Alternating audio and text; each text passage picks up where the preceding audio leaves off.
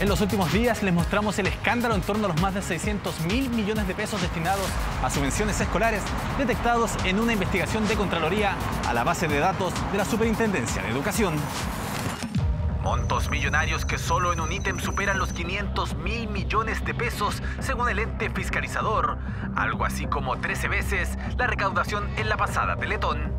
En esta investigación se logra establecer que hay saldos no acreditados, es decir, que se han entregado recursos públicos que no han sido gastados y que no están en las cuentas corrientes de los sostenedores.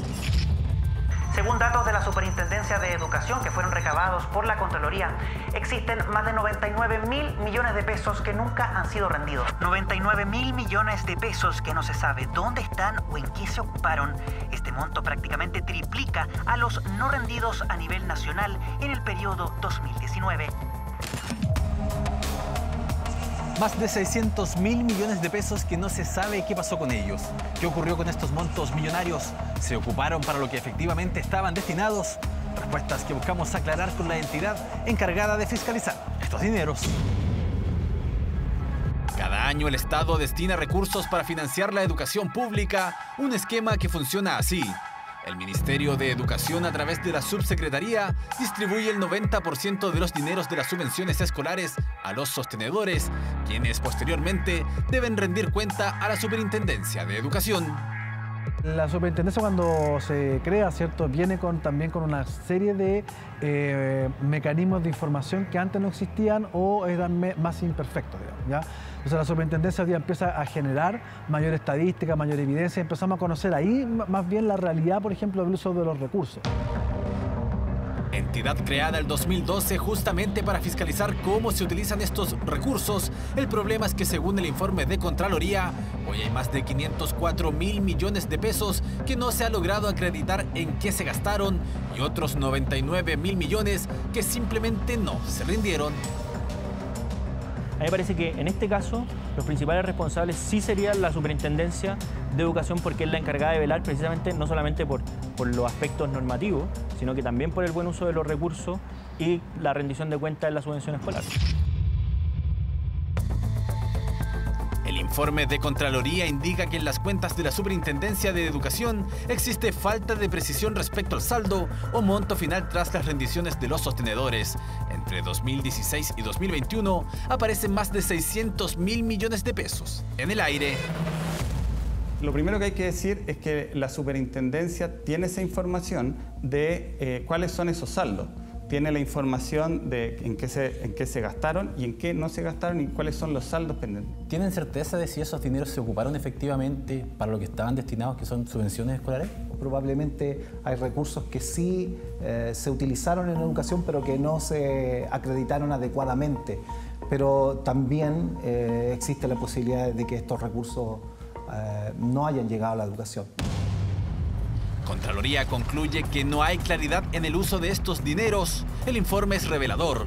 Allí el jefe de auditorías de la Superintendencia de Educación advierte que a marzo de 2022 no se han realizado controles o revisiones a las rendiciones de cuentas y saldos entregados por sostenedores. Respuesta similar a la de la Subsecretaría de Educación. Indica que tampoco maneja los mecanismos de control y supervisión en torno a la falta de rendición total de los aportes.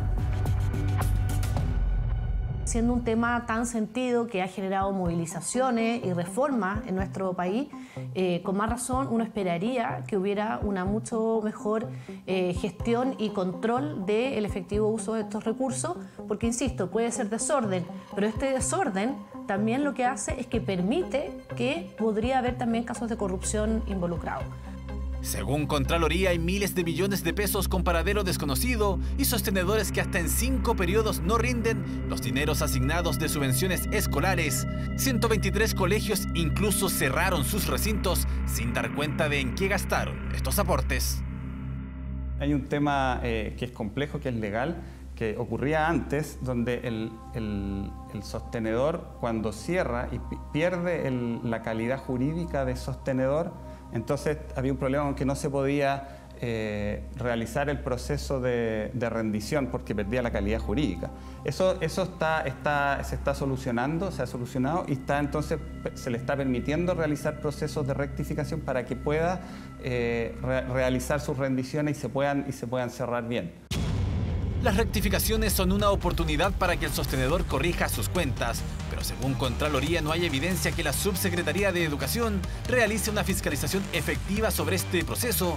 Entre 2008 y 2016, apunta que solo se revisa el 35% del total de estas rectificaciones. En general, los procesos fiscalizatorios no cubren todo el universo. Sería infinito. Nosotros, por ejemplo, tenemos que fiscalizar más de 16.000 puntos en todo el país. O sea, ¿no se revisan todas las rectificaciones? No, por supuesto que no. ¿Se confía en lo que el sistema?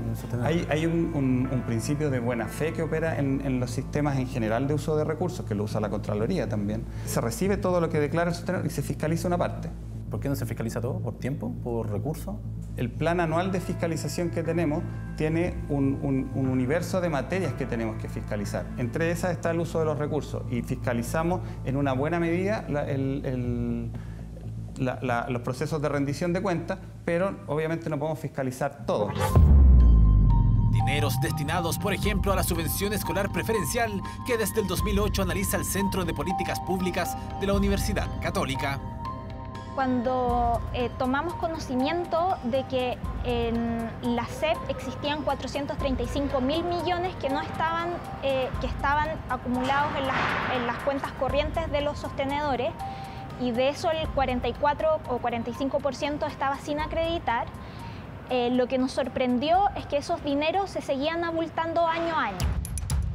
Un problema de larga data que para los expertos podría solucionarse con una rendición en plazos más acotados.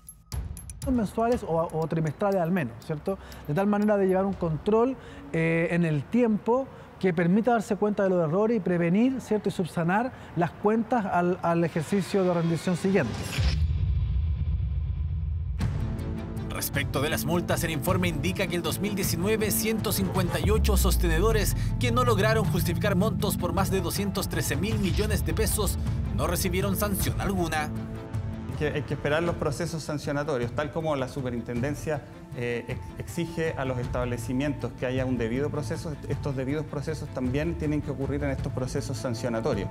Y lo que hay que tener claro es que el servicio educativo tiene que seguir prestándose. La ley establece que bajo ciertas condiciones se podría acabar para un determinado sostenedor la ley escolar preferencial, ¿cierto? Pero eso no ocurre porque finalmente se está pensando en los estudiantes, ¿cierto? En que ellos no paguen los costos. Entonces, lo que hay que hacer tal vez, aparte de lo que te decía, de reducir los tiempos de fiscalización, homologar los criterios de fiscalización de la Contraloría con la Superintendencia, también y aumentar la dotación de la Superintendencia de Educación.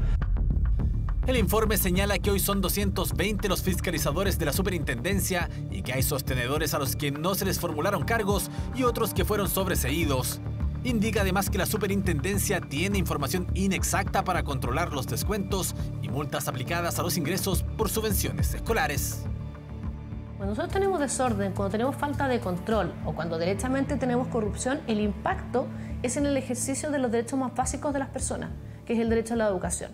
Y obviamente las personas que más se ven afectadas son las personas más vulnerables, porque estos recursos están dirigidos hacia esas personas.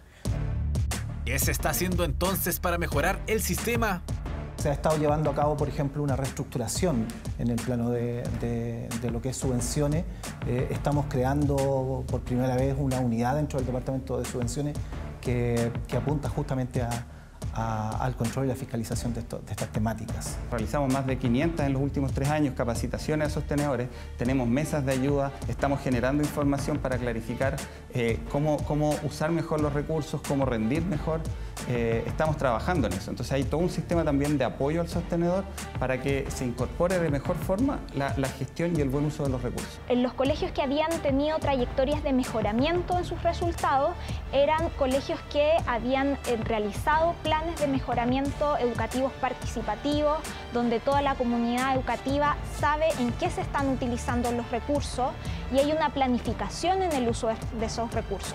Aquellos colegios que tienen trayectorias que que empeoran sus resultados son colegios en que los equipos directivos no saben cuánto es el dinero que entra por subvenciones, en qué se usan esos recursos. Recursos de vital importancia para miles de estudiantes. La fiscalización de la Contraloría a la Superintendencia de Educación además arrojó que solo tiene un sistema de respaldo de los datos ubicado en el mismo edificio de la repartición, con riesgo de pérdida ante eventuales desastres, daños que podrían generar un descalabro aún mayor en los ya cuestionados dineros asignados para educación.